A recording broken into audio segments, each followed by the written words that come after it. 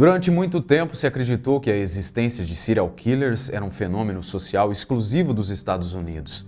Tese essa que se mostrou falsa, pois existem assassinos em série em inúmeros países.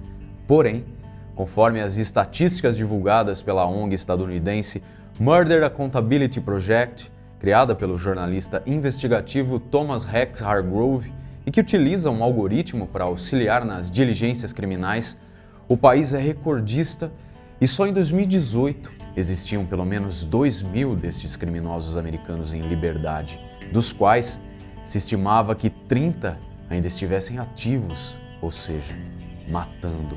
Mas e no Brasil? Então, abduzidos, nós podemos nos lembrar rapidamente de alguns nomes de SK, tais como Pedrinho Matador, Chico Picadinho, Bandido da Luz Vermelha, Maníaco do Parque e Jones von Firmino Gomes. Não conhece esse último? O Maníaco da Torre. Eu sou o Marcos, sejam todos muito bem-vindos. Hoje um vídeo para a série que vocês mais gostam aqui do canal. Então, clica no like, deixe um comentário no vídeo, nem que seja um emoji só para engajar, ative o sininho das notificações e vamos aos fatos.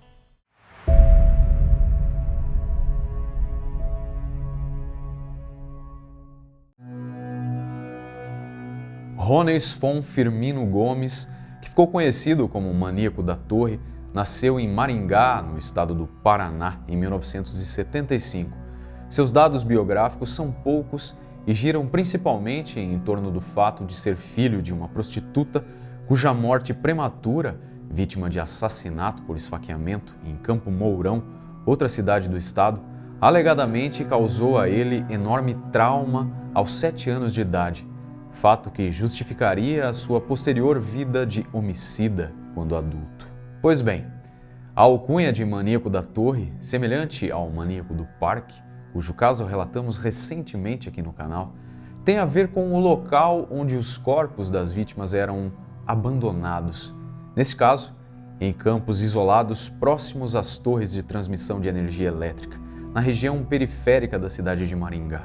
Seus múltiplos crimes ocorreram entre os anos de 2005 e 2015, período em que estuprou diversas prostitutas, matando pelo menos 13 delas. Filho de Aldair Gomes, falecida, como já citado, e de Gilberto Firmino Gomes, Jones aparentava ser um cara pacato, era casado, pai de 2 filhos e trabalhava como segurança e vendedor autônomo.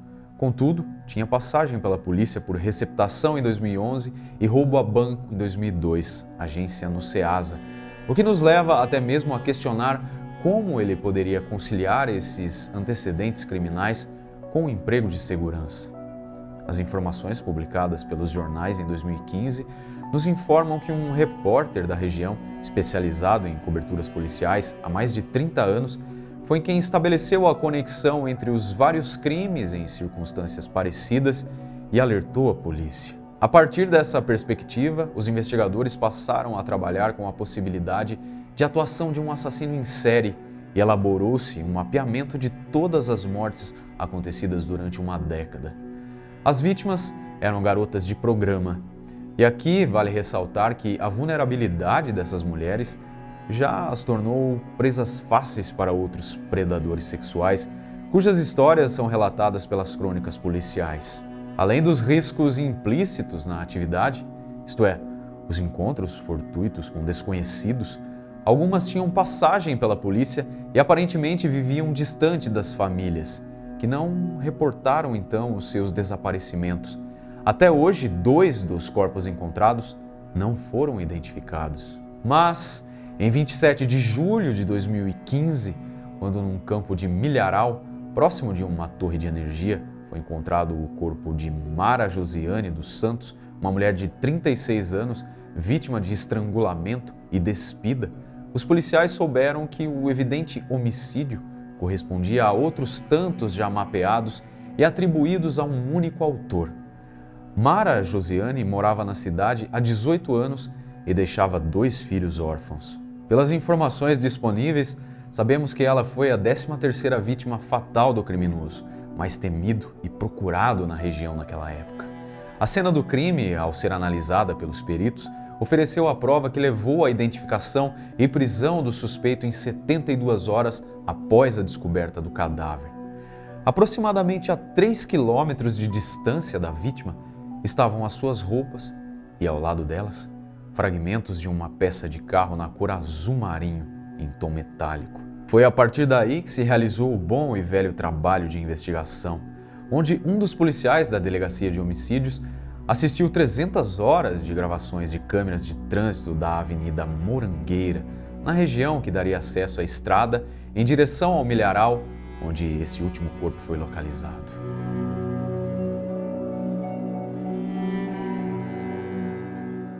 Nas gravações, foi possível identificar o veículo, uma BMW, acima da velocidade permitida, e assim chegar ao proprietário dela, ninguém menos do que o próprio Rones.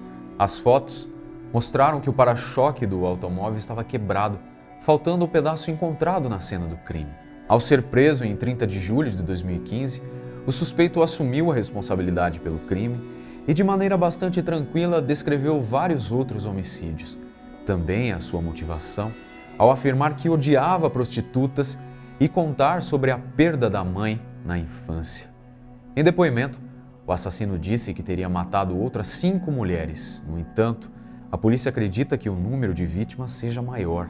Logo após a notícia da prisão do maníaco da Torre, outras mulheres prestaram depoimento e disseram que Rones havia tentado matar várias garotas de programa e inclusive uma travesti. Na reportagem do site G1 de 31 de julho de 2015, consta que essa travesti que sobreviveu ao ataque esclareceu: "Pela minha força física, consegui, no momento da agressão, entrar numa luta corporal, reagir e escapar com vida."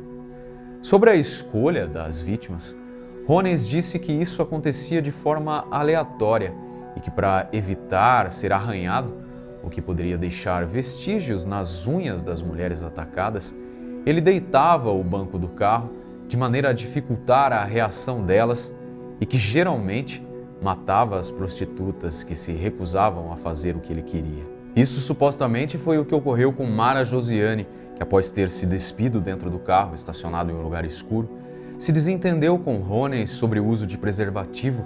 Com a discussão e a tentativa dela de tomar as chaves do veículo, o maníaco a esganou.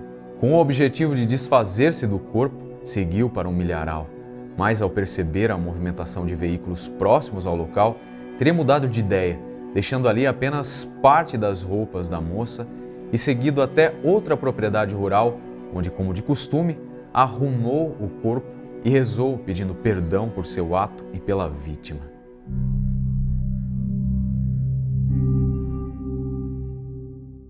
O primeiro caso julgado em Maringá, 14 de março de 2019, foi o de Edinalva José da Paz, de 19 anos, morta por asfixia e cujo corpo foi encontrado em dezembro de 2010, menos de 48 horas após o crime, o que permitiu sua identificação e colaborou nas investigações. O cadáver foi localizado no meio de uma plantação de soja por moradores locais, nas proximidades do quilômetro 9 da rodovia Paraná 317. Acredita-se que esta foi a sua primeira vítima, pela qual o réu respondeu aos crimes de homicídio duplamente qualificado, mediante asfixia e dissimulação, já que teria enganado a vítima dizendo que teria com ela um programa sexual e ocultação de cadáver. E uma particularidade em relação a esta acusação de homicídio, que Rones não admitiu a autoria, é que uma das provas foi o telefone celular da vítima ter sido encontrado com uma amiga do suspeito. Tal objeto esteve em posse de pessoas diretamente relacionadas ao acusado, em situação que leva à conclusão de que este, mais do que qualquer outro alguém, teria repassado o aparelho celular aos seus colegas após o homicídio, diz trecho da pronúncia da polícia. Durante o interrogatório, ele afirmou não se recordar com precisão se foi o autor do crime praticado contra Edinalva, esclarecendo que, ao serem mostradas a ele as fotografias do cadáver, em razão do posicionamento do corpo e local, ele reconheceu serem semelhantes às outras de suas vítimas. Porém, segundo ele, já não se rememora de todas. Por este crime, o juiz da primeira vara criminal, Cláudio Camargo dos Santos, condenou o maníaco da Torre a 21 anos e 4 meses de prisão.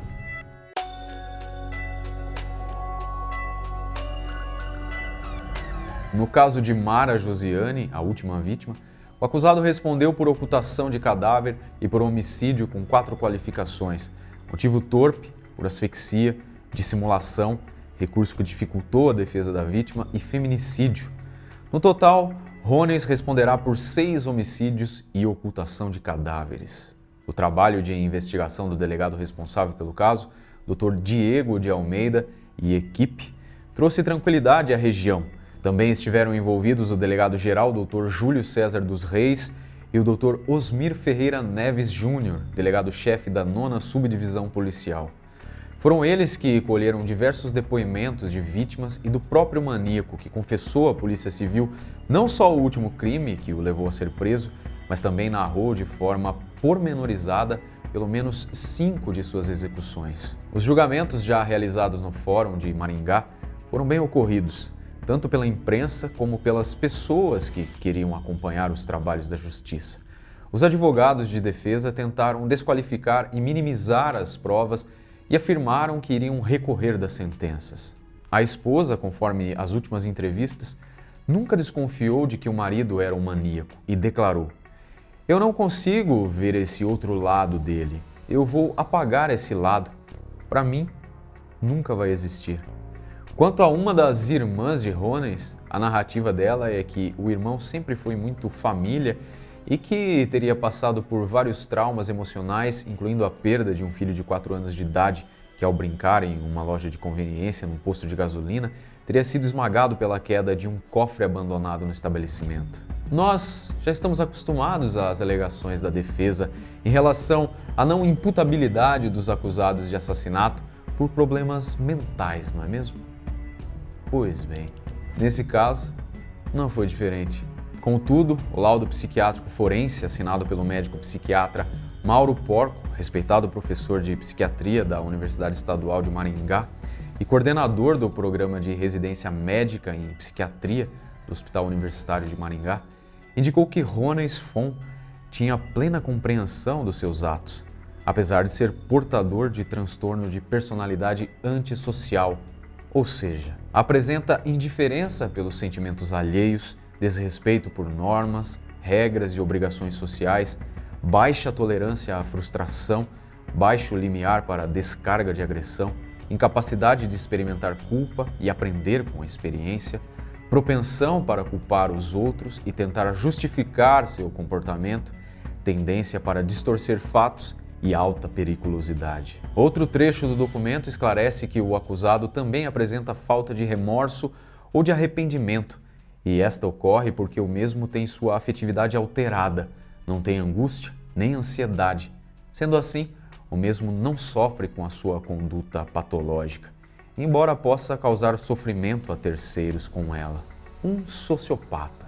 A conclusão do psiquiatra é bem assustadora ao afirmar que não se conhece recuperação satisfatória na literatura médica até o presente momento para o portador de transtorno de personalidade antissocial, principalmente após a prática de delitos graves como assassinatos em série, homicídios, ocultação de cadáver, golpes, assaltos, ameaça, porte de arma.